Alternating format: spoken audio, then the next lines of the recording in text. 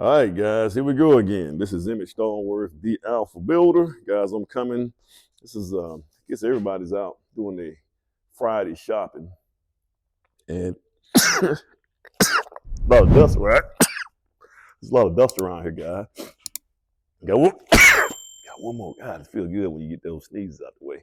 But guys, so I've been cleaning up here, man, and I just can't sit at the house. I had to come in here and clean this place up, get everything organized because I need to see the next phase. Guys, one thing you want to do is keep your house organized, keep things in the right place. So in this house right here, guys, we pretty much got most of the roughs in. We got just a little bit more with the electrical, a little bit more with the HVAC. I think the plumbing got here signed off. But if you guys want to get the full version of me turning this thing around, telling you what all the rough guys should be doing and your MEPs should be doing, you guys come on to the members only channel. It costs you about $4 a month. And we'll talk about it. But I want to talk about something a little bit different.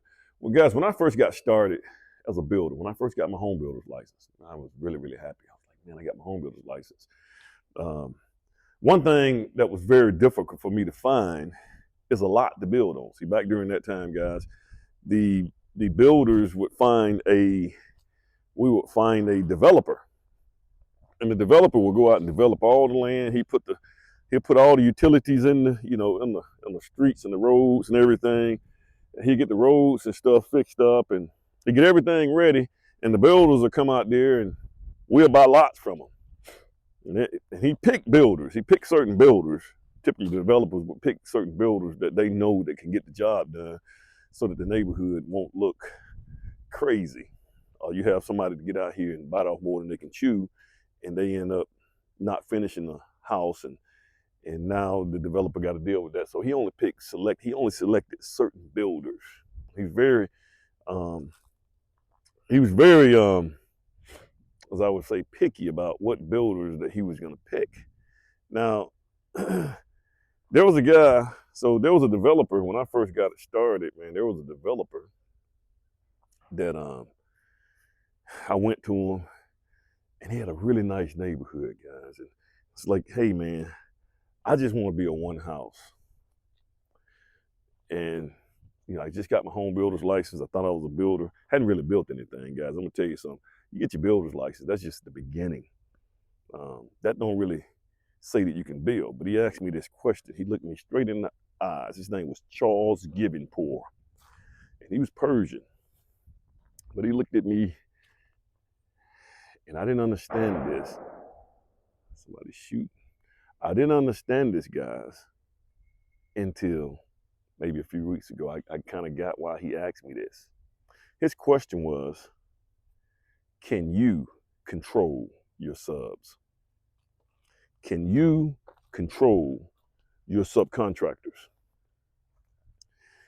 Why would he ask me that question?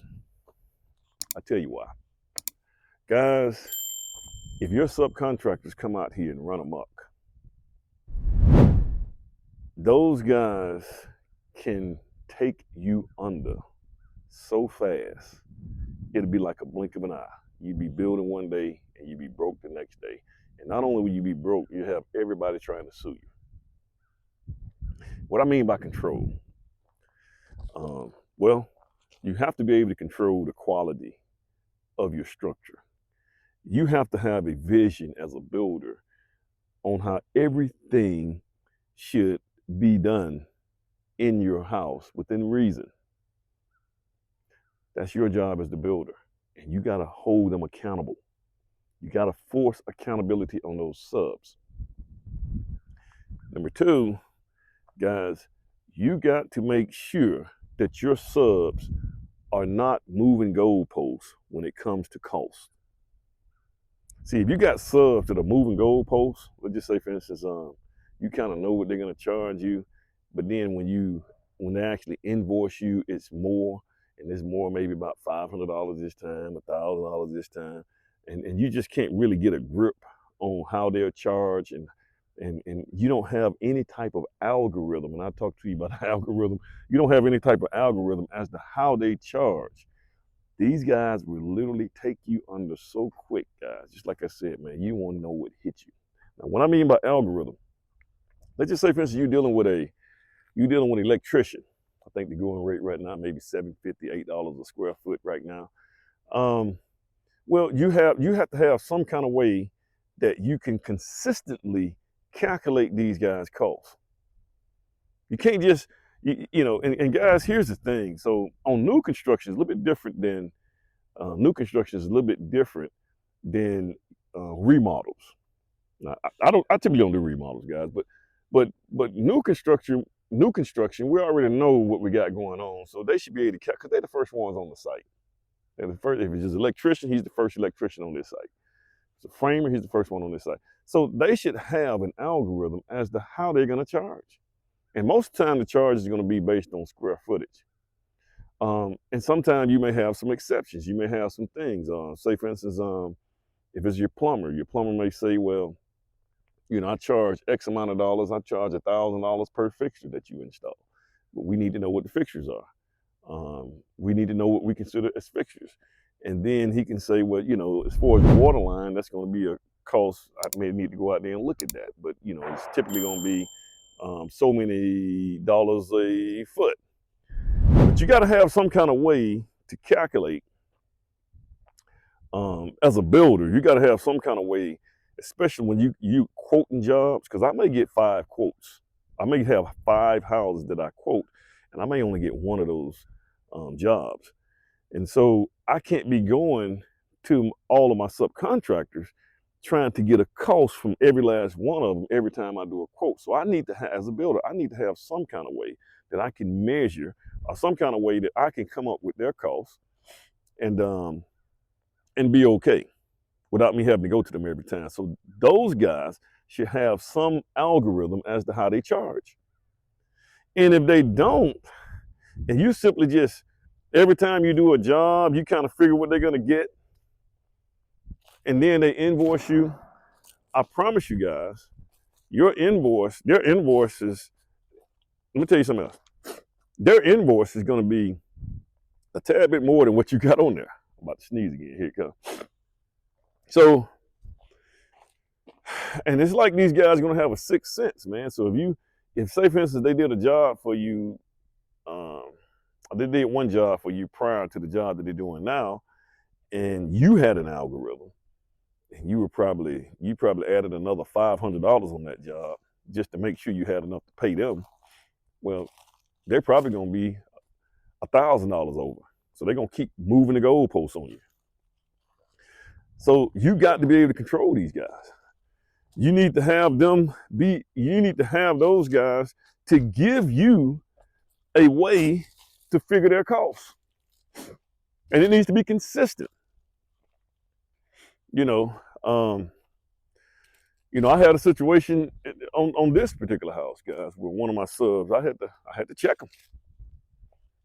You know, I had to check them, you know, and we worked it out, man, but I had to check him on that stuff, man. And checking him and holding him accountable is what Charles Givenpour meant when he said, you have to control them. And here's another thing, man. The subs, most of the subs, man, a lot of them are only going to be concerned about what it is that they're doing, you know. So how everybody else stuff fits into the equation, they're not really concerned about that. They're just kind of concerned about their stuff that they're doing, and they're invoicing based on their stuff. So, but you got to control those guys. You got to hold these subs accountable, man. Hold their costs. You guys got to hold these costs and hold them to these costs. Don't let them keep shifting that cost, because every time they shift that cost, if you got 5 subs that shifted your cost by $1,000, they invoice you. They told you it was going to be one thing, and they invoice you, and it was something. It was $1,000 more. That's $5,000 of your profit is gone. You can't get that back. Don't allow them to do it, man. Figure this stuff out. Figure this stuff out, man. And a lot of builders. So now, what a lot of builders do is they say, "Hey, you know what I do? Since I can't control them, I can't control my subs, and they just all over the place. They all over the board. I'm bored. I'm tired of dealing with them. I'm just gonna do a whole cost plus." Man, somebody's shooting. I'm just gonna do a whole cost plus. But here's the thing, guys. If you do a whole cost plus, even if you did a cost plus, you still got to hold them accountable because now it's the homeowner got to pay that additional stuff. It's not fair to them. You need to have some kind of system as the so even if you do a cost plus, they got to see a cost of the house. You got to show them a cost. You just can't say, hey, we're gonna do a cost plus and we don't know what the whole cost of the house is gonna be. So you got to give them something as a builder. And then you still got to hold them accountable because yes, it's not eating up your pocket now, but it's eating up that homeowner's pocket. That's not fair to the homeowner now. The name of the game, builders, is you got to hold your subs accountable and you can't let them keep moving the goalpost on you. And at the end of the day, you got to control them. Like, share, subscribe. You guys have a go.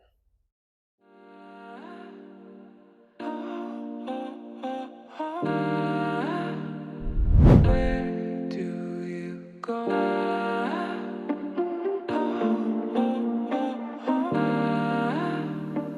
Leave me.